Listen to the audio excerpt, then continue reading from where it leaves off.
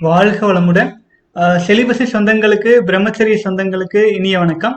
இப்ப பாத்தீங்க அப்படின்னா நம்ம ஒரு சகோதரரின் அனுபவத்தை பார்க்க போறோம். அதாவது அவர் 2 வருடங்கள் வித்து சக்தியை காப்பதற்காக போராடி போராடி இந்த வித்து சக்தியை காப்பாற்றும் முயற்சியில பயிற்சி எடுத்துட்டு பண்ணிட்டே இருக்காரு. அதுல அவர் குறைஞ்சபட்சமா 25 நாட்கள், அதிகபட்சமா 46 நாட்கள் அப்படின்ட்டு ஆவரேஜா ஒரு 25 நாட்கள் வித்து சக்தி வீணாக்காம கண்டெயின் பண்ணிட்டு வந்திருக்காரு. அதை 2 வருடமா போராடி அதை சேவ் பண்ணிட்டு வந்திருக்காரு. அந்த 2 வருடம் நம்ம வித்து சக்தியின் அருமை பெருமைகளை உணர்ந்து அவரால் முடிஞ்ச அளவுக்கு காப்பாத்திட்டு வந்திருக்காரு. அதனால அவர் அடைஞ்ச பெனிஃபிட்ஸ் எல்லாம் என்னன்ட்டு வரிசையா தொகுத்து கேட்டகரைஸ் பண்ணி தெளிவா கொடுத்திருக்கிறாரு. அது நம் சொந்தங்களுக்கு மிகவும் பயனளிக்கும் அப்படிங்கறதுனால அது ஆங்கிலத்தில் இருக்கிறத நான் தமிழ்ல மொழிபெயர்த்து சொல்றேனுங்க. உங்களுக்கு இதுல நான் ஆல்ரெடி ஆங்கிலத்தில் இருக்கிறத அப்படியே எனக்கு பின்னாடி டெக்ஸ்டில் நான் போட்டிருக்கிறதுனால நீங்களும் படிச்சுட்டு வாங்க. உங்களுக்கு புரிஞ்சிருச்சு. இப்ப நான் பேசுறதுல குழப்பம் இருந்தா அதை படிச்சுக்கங்க. இல்ல அப்படின்னா நான் பேசுறத கவனிங்க. நான் தமிழ்ல மட்டுமே படிச்சுட்டு வரேன், ஆங்கிலத்துல வேணா நீங்க படிச்சுக்கலாம். இப்ப அவர் போட்டதை நான் படிக்கிற மாதிரி படிக்கிறேன், நீங்க புரிஞ்சுக்கலாம். வாழ்க வளமுடன். 2 வருடம் வித்து சக்தியை வீணாக்காமல் வெற்றிகரமா வாழ்க்கை போயிட்டு இருக்குது. என்னுடைய கேர்ள் ஃப்ரெண்ட் என்னை விட்டுட்டு போய் 2 மாசம் கழிச்சு நான் இந்த பயிற்சியை ஆரம்பிச்சேங்க. இது பாத்தீங்கன்னா 6 வருடமா பாத்தீங்கன்னா நான் காதலிச்சுட்டு இருந்த ஒரு பொண்ணை. அந்த பெண்ணு பாத்தீங்க அப்படின்னா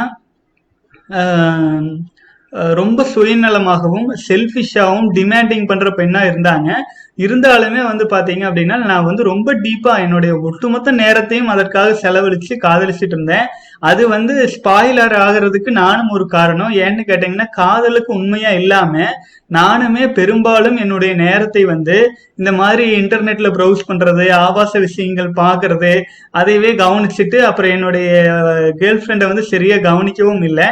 அப்புறம் பாத்தீங்கன்னா இந்த மாதிரி தவறான பழக்கங்கள் இருந்தாலும் என்னுடைய முழு நேரம் நான் அவளுக்காகவே ஸ்பெண்ட் பண்ணிட்டு இருந்ததுனால எனக்கு எந்த நண்பர்களும் இல்லாம நான் ரொம்ப தனிச்சு விடப்பட்டு ஒரு லோன்லியான ஒரு வாழ்க்கை வாழ்ந்துட்டு இருந்தேன். இப்ப என்னோட கேர்ள் ஃப்ரெண்டுமே என்னை விட்டு போன காரணத்தினால ஒரு சாதாரண மனிதனா காலையில 9 மணிலிருந்து பொழுதோட 5 மணி வரைக்கும் வேலைக்கு போயிட்டு வர்ற ஒரு மனிதனா, வாழ்க்கையில எந்த பிடிப்புமே இல்லாம வீக்கான மனிதனா நான் இருந்தேன்.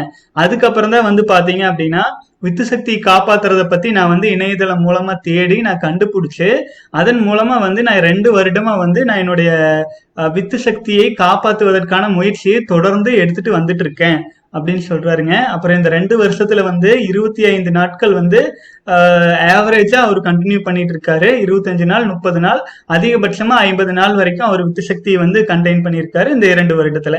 இப்போ அதனால அவர் இதன் அருமை பெருமைகளை உணர்ந்ததுனால அவங்க வாழ்க்கையில எந்த அளவுக்கான மாற்றங்கள் வந்திருக்கு அப்படிங்கிறத அவரு கேட்டகரி பண்ணி தெளிவா சொல்லியிருக்காருங்க.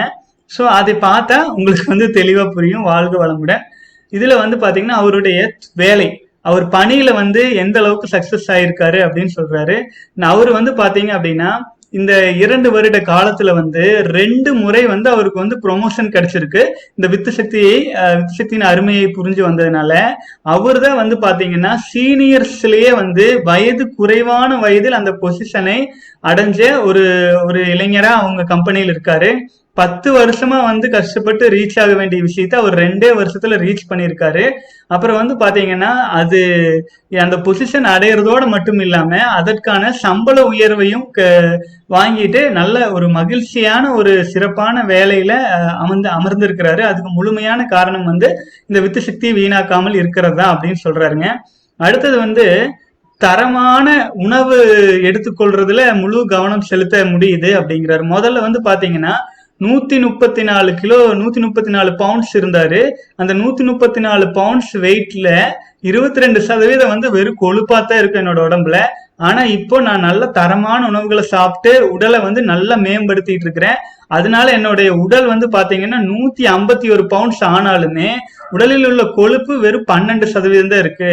அந்த அளவுக்கு நான் நல்ல உடலை மெயின்டைன் பண்ணிட்டு இருக்கிறேன். நல்ல தரமான உணவுகளா, அதாவது குவாலிட்டி ஃபுட்டா நான் எடுத்துட்டு இருக்கிறேன். ஆர்டர் பண்றதுல இருந்து எல்லாமே 2 வருஷமா அதுக்கான அறிவும் தெளிவும் எனக்கு கிடைச்சிருக்கு அப்படின்னு சொல்றாருங்க. அடுத்தது பாத்தீங்கன்னா அவர் ஜிம்ல போய் ஒர்க் அவுட் பண்றது எல்லாமே நல்ல ஒரு எப்படி கேட்டீங்கன்னா ஒரு கான்சென்ட்ரேஷனா பண்ற மாதிரி. சிலர் வந்து ஜிம்முக்கெல்லாம் சேர்ந்து பயிற்சிக்கு போனா ஒரு 10 நாள் போவாங்க, போக மாட்டாங்க. அந்த மாதிரி ஒரு அன்கண்டினியூல போயிட்டு இருக்கும். ஏன்னா அவங்க கிட்ட வந்து வித்து சக்தி வீணாக்கிட்டே இருக்கிறதுனால அந்த ஸ்டெபிலிட்டி இருக்காது. ஆனா இவர் கண்ட்ரோலா கொண்டு வர்றதுனால அவர்னால வந்து ஜிம்முக்கெல்லாம் போக முடியுது, கண்டினியூவா பண்ண முடியுது. மேலும் வந்து பாத்தீங்கன்னா அவர் ஜிம்முக்கு போறதுக்கு முன்னாடி சில வழிமுறைகள் செய்யறாரு. அவர் வீட்டுல ஒரு பெரிய கண்ணாடி வச்சிருக்கிறாருங்களாமா. அந்த கண்ணாடி முன்னால நின்னு அவருடைய உடலை முழுமையா பார்த்து, அதாவது ஆடை இல்லாம பார்த்து, என்னுடைய உடல் இந்த பாகங்கள்ல இந்த மாதிரி ஃபிட் ஆகணும் அப்படின்ட்டு ஒரு ஆழமா உணர்ந்து பார்த்துட்டு அதுக்கப்புறம் தான் ஜிம்முக்கு போவாருங்களாமா. அப்போ வந்து அவர் வந்து ஜிம்ல எக்ஸசைஸ் பண்ணும் பொழுதே அவருக்கு வந்து இன்ட்யூஷன்ல அந்த மாதிரி விஷயங்கள்லாம் தோன்றி அது வந்து அவருக்கு உடல் உடல் அமைப்பே வந்து நல்லா இம்ப்ரூவ் ஆயிருக்கு அப்படின்னு சொல்றாரு. அடுத்தது வந்து பாத்தீங்கன்னா அவர் வந்து பிசிக்கல் உடல் அளவுல வந்து என்ன மாற்றம் வந்திருக்கு அப்படின்ட்டு 25 வயசுல வந்து பல்லுக்கு வந்து போய் அந்த இரும்பு பல்லு அழகா இருக்கணும், முகம் அழகா இருக்கணும்ட்டு மெட்டல் பிரேசஸ் போட்டிருக்கிறாருங்க. அதாவது வந்து அது போட்டதுனால வந்து பாத்தீங்கன்னா அவரோட சிரிப்பு எல்லாமே ரொம்ப அழகா இருக்குது. அந்த கான்பிடென்ட் இந்த இளமையான வயதுல 27 வயசு 27 வயசுல வந்து 25-27 வயசுல யாராச்சும் பல்லுக்கு போய் செட்டு கட்டுவாங்களா? ஆனா எனக்கு இந்த வித்து சக்தி வீணாக்காமல் இருக்கிற இந்த கான்பிடென்ட் வந்து யாருடைய கருத்துக்களையும் பெருசா கேர் பண்ணாம எனக்கு எது நல்லதோ அதை தேர்ந்தெடுத்து செய்யறதுக்கு ஒரு காரணமா இருந்துச்சு. அதை சொல்றதுக்காக நான் இந்த விஷயத்த உங்ககிட்ட ஷேர் பண்ணிக்கிறேன் அப்படிங்கிறாரு. அடுத்தது வந்து பாத்தீங்கன்னா அவருடைய வளர்ச்சி எப்படி இருக்குது அப்படின்னு சொல்றாருங்க. அதாவது வந்து அடுத்தவங்க கிட்ட வந்து தன்னை வந்து ஷோ ஆஃப் பண்றதுல வந்து முதல்ல வந்து கேர் பண்ணிக்கவே இல்லை. அதாவது சோசியல்ல வந்து அவரு சோசியலா எல்லாரும் முன்னாடி பழகிறது பிளஸ் அதுல எல்லாம் கேர் பண்ணிக்கிறதே இல்லை. ஆனா இப்ப வந்து பாத்தீங்கன்னா நல்ல ஒரு தன்னை வந்து நல்லா கேர் பண்ணிட்டு சோசியலா எப்படி போடுறது, நல்ல ட்ரெஸ் பண்றது பிளஸ் அந்த மாதிரி விஷயங்கள் எல்லாம் நல்ல ஒரு கவனமும் கான்சென்ட்ரேஷனும் இன்க்ரீஸ் ஆயிருக்கிறதா சொல்றாரு. அடுத்தது வந்து பாத்தீங்கன்னா அவர் வந்து தன்னுடைய இந்த மாதிரி எல்லாம் இருக்கணும், இந்த மாதிரி எல்லாம் இருக்கணும் நெட்ல சர்ச் பண்ணி அதுக்கு தேவையான விஷயங்கள்லாம் வாங்குறது பிளஸ் வந்து அவருடைய இப்போ சமீபத்தில் இருக்கும் பெண் தொழில்களை எல்லாம் கூட்டிட்டு ஷாப்பிங் போறது, அந்த மாதிரி சோசியல் ஸ்கில்ஸ் நல்லா வளர்ந்துருக்கு அப்படின்னு சொல்றாருங்க. முதல்ல எல்லாம் வந்து இதை பத்தி நான் நினைச்சே பார்க்க முடியாத சூழல் இருந்துச்சு அப்படின்னாரு. அடுத்தது வந்து உலகம் சுற்றும் வாலிபன் மாதிரி நிறைய நாடுகளுக்கு சுத்தி இருக்கிறாரு. அதாவது வந்து அவர் வந்து ஆக்சுவலி ஒரு அமெரிக்கனா இருக்கிறதுனால அவர் வந்து பாத்தீங்கன்னா ஜப்பானுக்கு ரொம்ப நாள் போயிருக்கிறேன், அதுக்கப்புறம் நார்த் இந்தியா வந்திருக்கிறாரு ரொம்ப நாள், மெக்சிகோ அடுத்த வாரம் போறதா சொல்லியிருக்கிறாரு. அடுத்து இதே மாதிரியே நார்த் யூரோப் இந்த மாதிரி வெளிநாடுகள்ல தன்னந்தனியா போறதுக்கு வந்து அவருக்கு இந்த நோஃபேப் வந்து கான்பிடென்ட்டையும் மன உறுதியும் தெளிவையும் கொடுத்துருக்கு. முதல்ல வந்து தனியா போறதுன்னா எனக்கு பயமா இருக்கும், மனைவியை கூட்டிட்டு போலாமா, ஃப்ரெண்ட்ஸை கூட்டிட்டு போலாமா, கூட்டமா போலாமான்னு யோசிப்போம். இப்ப வந்து தனியா போறதுக்கு ஒரு பேக் பேக்கை தோல்ல போட்டு ஜாலியா ஏதாச்சும் ஒரு பிளைட் டீல் கிடைச்சிருச்சு அப்படின்னா, இங்கிருந்து நீங்க ஜப்பான் போறதுக்கு டிக்கெட் வந்து இவ்வளவுதான் அப்படின்னு டீல் கிடைச்சிருச்சுன்னா டக்குன்னு புக் பண்ணிட்டு நான் பாட்டுக்கு டூர் போயிட்டு வருவேன். அந்த கான்பிடென்ட் வந்து எனக்கு கிடைச்சிருக்கு அப்படின்னு சொல்றாருங்க. அடுத்தது வந்து பாத்தீங்க அப்படின்னா அவருடைய பொழுதுபோக்குகள் ஹாபிஸ் எல்லாமே வந்து பாத்தீங்கன்னா அவருக்கு அதிகமாயிருச்சு. இதாவது வந்து டான்ஸ் கிளாஸுக்கு போறது, செயிலிங் பண்றது, அதே மாதிரியே வந்து பாத்தீங்கன்னா ஸ்கூபா டிரைவிங் பண்றது, அப்புறம் வந்து எல்லா இடத்துலயுமே பைக் ஓட்டுறது, குரூப் டிரைவிங் பண்றது, இந்த மாதிரி புது புது விஷயங்கள்ல வந்து அவர் வந்து கவனத்தை செலுத்துறாரு. நிறைய கவனங்கள் செலுத்துவதற்கு வந்து அவருக்கு இந்த வித்து சக்தியை காப்பாத்திட்டு இருக்கிறதுனால எனர்ஜி நிறைய இருக்கு. முதல்ல பாத்தீங்கன்னா ஏதாச்சும் ஒரு ட்ரைனிங் அப்படின்னா நான் வரல அப்படின்னு சொல்லிட்டு இருப்பேன். இப்ப வந்து எந்த ஒரு புது விஷயத்தையும் கத்துக்கிறதுக்கு முதல் ஆளா நான் போய் கத்துக்கிட்டு எனர்ஜெட்டிக்கா இருக்கிறேன். அதுக்கு வந்து எனக்கு வந்து இந்த வித்து சக்தி வீணாக்காம இருக்கிறது எவ்வளவோ பலன் கொடுத்துட்டு இருக்கு அப்படிங்கிறாருங்க. அடுத்தது குடும்பத்துல வந்து அவர் எந்த மாதிரி பெனிஃபிட்ஸ் அனுபவிக்கிறாரு அப்படின்னாங்க. நான் வந்து பாத்தீங்கன்னா எங்க அம்மாவும் தந்தையும் பிரதரும் வந்து பாத்தீங்கன்னா என்னை ரொம்ப அப்ரிசியேட் பண்றாங்க. என்னை வந்து பாத்தீங்கன்னா எங்களுக்குள்ள இருக்கிற ஒரு பாண்டிங்கே ரொம்ப அதிகமாயிருச்சு. என்னுடைய குடும்பத்துல இருக்கும் அனைவருமே என்னை இப்ப ரொம்ப கேர் பண்ண ஆரம்பிச்சுட்டாங்க. முதல்ல வந்து முன்னாலெல்லாம் வந்து நான் வந்து சிம்பிளி டேக் அட்வான்டேஜ் மாதிரி அவங்க ஏதோ எனக்கு வந்து செய்யறதுக்காகவே பிறந்திருக்கிறாங்க, நான் வாங்கிக்கிறதுக்காகவே வாழ்ந்துட்டு இருக்கிறேங்கிற மாதிரி மைண்ட் செட் இருக்கும். ஆனா இப்ப அது எல்லாம் போயிட்டு நான் வந்து அவங்களுக்கு ஒரு கிவ்வரா இருக்கேன். நான் வந்து எது என்றாலும் அவங்ககிட்ட நான் என்னால ஷேர் பண்ண முடியுது. அவங்களும் என்ன என்கிட்ட சொன்னாலும் அவங்க பேசுறத நான் லிசன் பண்ணிட்டு அவங்களுடைய வாழ்க்கையில அவங்க என்னென்ன செய்யறாங்க அப்படிங்கறத நான் கூர்ந்து கேட்கறேன். இந்த மாதிரி நான் செய்யறதுனால எங்களுக்குள்ள இருக்கிற பாண்டிங் அதிகமாயிருது. மேலும் வந்து நான் செய்யற புது புது விஷயங்கள் எல்லாமே அவங்களுக்கு உற்சாகத்தை கொடுக்குது. நம்ம பையன் இந்த மாதிரி செய்யறான் அப்படின்ட்டு அதை கேட்டு தெரிஞ்சுக்கிறதுக்காகவே எனக்கு அடிக்கடி கால் பண்ணி எங்க அம்மா அப்பா எல்லாம் ரொம்ப சந்தோஷப்படுறாங்க. எண்ட் ஆஃப் தி டே வந்து பாத்தீங்கன்னா அவங்களோட மகிழ்ச்சிக்காகத்தான் நம்ம வாழ்ந்துட்டு இருக்கிறோம் அப்படிங்கிறது எனக்கு புரியுது அப்படிங்கிறாருங்க. வாழ்க வளமுடன். அடுத்தது வந்து நண்பர்கள்.